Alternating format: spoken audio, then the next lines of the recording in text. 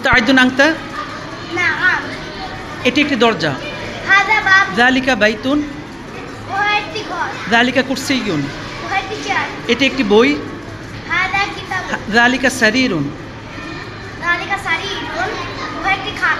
আমি যেটা বলবো সেটা রিপিট করা যাবে না, বলতে হবে। ওহা একটি বাতি। যালিকা হাযা মিসবাহুন?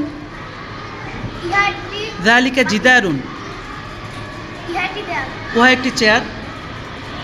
যালিকা কুরসি। হাযা কলামুন? ইহা একটি কলম। যালিকা কুরসিয়্যুন? ওহা একটি চেয়ার। এটি একটি খাট। হাযা মানে ওহা একটি বই। যালিকা। এটা একটা ঘর। যালিকা মিসবাহুন? ওহা একটি বাতি। এটি একটি দরজা।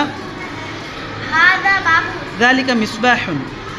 ওহা একটি যালিকা বাতি। সারীরুন? ওহা একটি যালিকা খাট। জিদারুন? ওহা একটি হাযা দেয়াল। কিতাবুন? ইহা একটি বই। ওহা একটি দরজা। যালিকা বাবু। ওহা একটি কলম। যালিকা কলম। তুমি কিতাব দিয়ে কোরআন থেকে একটা উদাহরণ দিতে পারবা যে কিতাব শব্দটা কোরআনের মধ্যে আছে? যেমন যালিকাল কিতাবু যালিকা কিতাবু লা রাইবা ফি, এই যে কিতাব শব্দটা চলে আসছে। কলম দিয়ে একটা উদাহরণ দিতে পারবা যে কলম শব্দটা কোরআনে আসছে এরকম?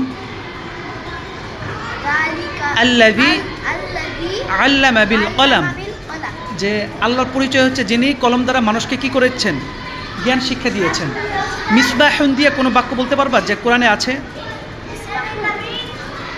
যেমন কোরআনে আছে কি সূরা নূরে মাসালু নূরিহি কামিশকাতিন ফিহা মিসবাহ, যে আল্লাহ নূরের একটা দৃষ্টান্ত হচ্ছে কি আল্লাহ নূরটা কি সেখানে আলো রয়েছে, বাতি রয়েছে। আহসানতা, বসো।